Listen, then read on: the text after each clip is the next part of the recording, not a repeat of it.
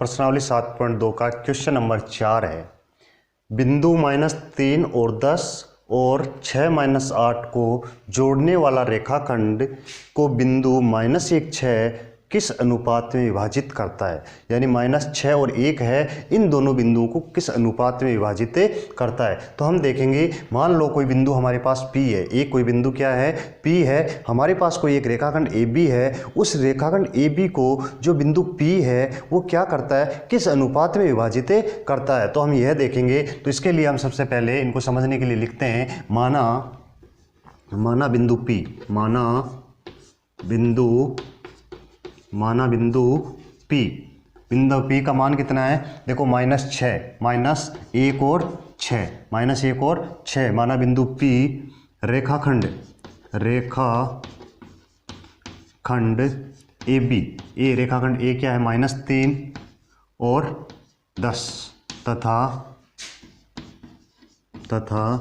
B का मान अपने पास है 6 - 8, 6 और -8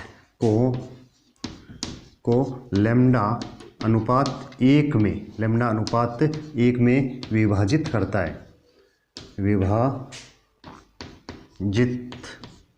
विभाजित करता है।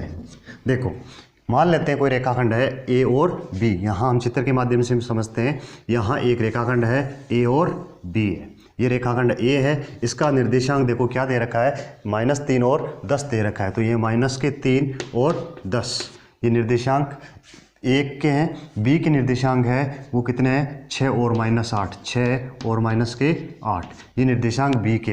अब देखो ये कहता है कि कोई बिंदु P है, वो बिंदु P इस रेखाखंड को किस अनुपात में विभाजित करते हैं। तो मान लेते हैं यहाँ पर कोई मान लो बिंदु P है, क्या है, बिंदु P है, और जो P है उसके निर्देशांक भी हमें दिए गए हैं। कितना दे रखा है, -1 और 6 दे रखे हैं। तो यहाँ -1 और 6 दे रखा है। अब ये पूछ रहा है कि ये बिंदु P है, इस रेखाखंड को किस अनुपात में विभाजित करता है। तो हम इसको मान लेते हैं कि माना यह रेखाखंड बिंदु P है, इस रेखाखंड को लैम्डा अनुपात 1 में विभाजित करता है, लैम्डा अनुपात 1 में विभाजित करता है। अब हम इसके निर्देशांक ज्ञात करते हैं।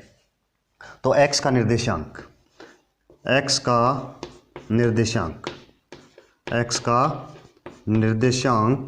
देखो, x का निर्देशांक क्या दे रखा है, हमें पता है x का निर्देशांक होता है m1 x2 plus m2 x1 बटा m1 प्लस m2। अब देखो x का निर्देशांक बिंदु P है, P में x का निर्देशांक, y का निर्देशांक। तो x का निर्देशांक है तो इसके जगह हम रख देते हैं -1 रख देते हैं। क्या रखते हैं, -1।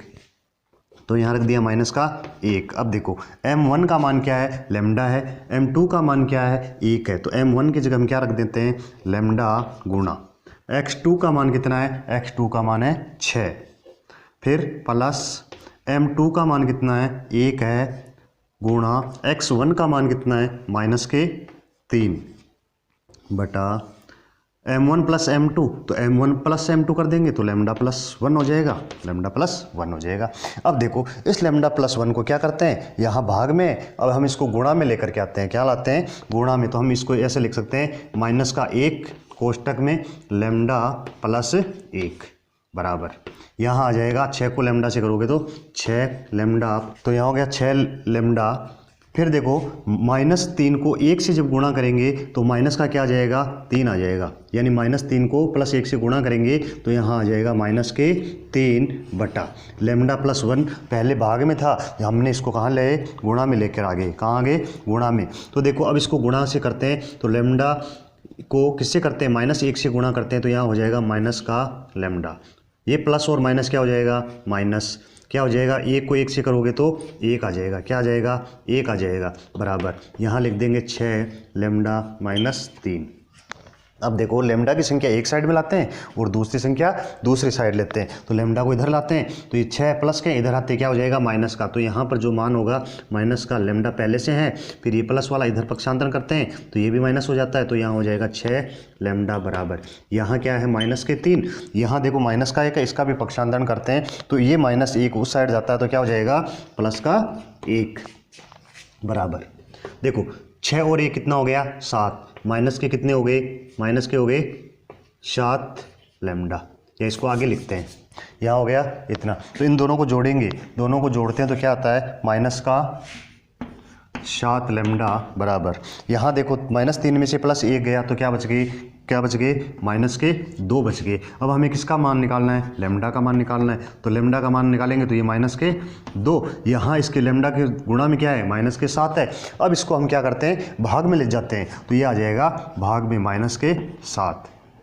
देखो ये माइनस और ये माइनस क्या हो जाएगा, कैंसिल हो जाएगा, यहाँ बच गए 2/7। अब हमने यहाँ देखो लैम्डा का अनुपात क्या माना था, इसका पी का जो अनुपात मानना था वो क्या माना था, लैम्डा अनुपात 1 माना। तो हम इसको लिख सकते हैं लैम्डा अनुपात 1। तो लैम्डा अनुपात 1 का जो हमें मान प्राप्त हुआ है वो क्या हुआ है 2/3 है। तो हम इसको यूँ लिख सकते हैं लैम्डा अनुपात 1 बराबर 2/7।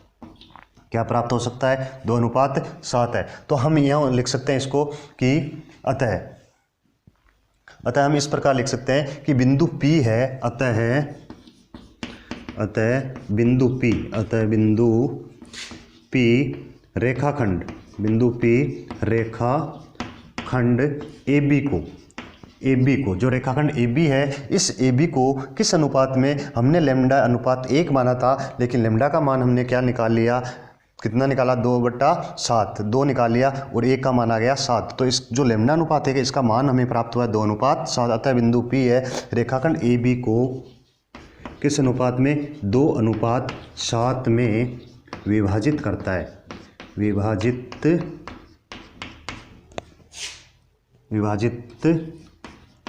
करता है। देखिए हमारे पास कोई एक रेखाखंड AB था, क्या था, AB था। अब कोई बिंदु P है, वो रेखाखंड AB को किसी अनुपात में विभाजित करता है, तो हमने उस अनुपात को माना था लैम्डा अनुपात 1 है, और हमें जो लैम्डा अनुपात 1 का मान प्राप्त हुआ है वो कितना प्राप्त हुआ है, 2/7 प्राप्त हुआ है।